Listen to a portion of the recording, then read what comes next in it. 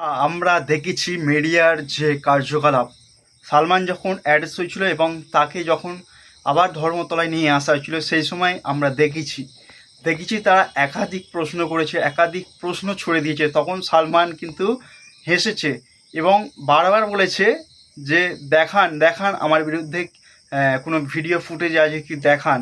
সাংবাদিকরা যে মিডিয়ারা তাদের মতন করে বলে চলেছে যে কেন মারলেন, কেন মিডিয়াকে মারলেন, কেন পুলিশকে মারলেন, কেন কেন বাংলাদেশের সাথে লিঙ্ক আছে কিনা, এইসব বলে তাকে হেনস্থা করছিল। এবং আজ কি দেখা গেল, তিনি নির্দোষ হয়ে মাত্র দুদিনে জামিন পেয়ে গেলেন। এবং যারা তদন্ত করছিলেন তারা নির্দোষ, তারা কোনো এভিডেন্স পায়নি এই সালমানের বিরুদ্ধে, তারা ক্লিয়ার করে দিয়েছেন। তো এবার আসি, যারা বাংলাদেশের সাথে লিঙ্ক আছে, এই আছে সেই আছে করে যারা আখ্যা দিচ্ছিলেন, তারা এখন কি করবেন? তাদের তো মুখটা পুড়লো।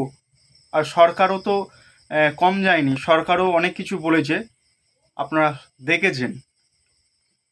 মুখটা কার পুড়লো? যদি নির্লজ্জ কেউ মানুষ হয় তার মুখ পুড়লেও যায় আসে না। যেসব মিডিয়ারা তখন প্রশ্ন করছিলেন, এবার গিয়ে প্রশ্ন করুন না দেখি।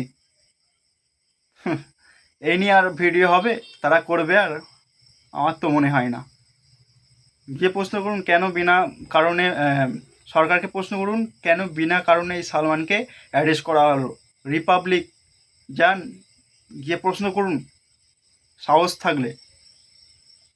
আশা করি এই সাহস আপনাদের বুকে নেই, আর ভবিষ্যতেও হয়তো হবে না। ধন্যবাদ। ভিডিও প্রচুর পরিমাণে সবাই শেয়ার করে দেবেন। আর সালমান ভাই জামিন পেয়েছে, এটা একটা খুশির খবর। তো সবাই ভিডিওটি শেয়ার করবেন।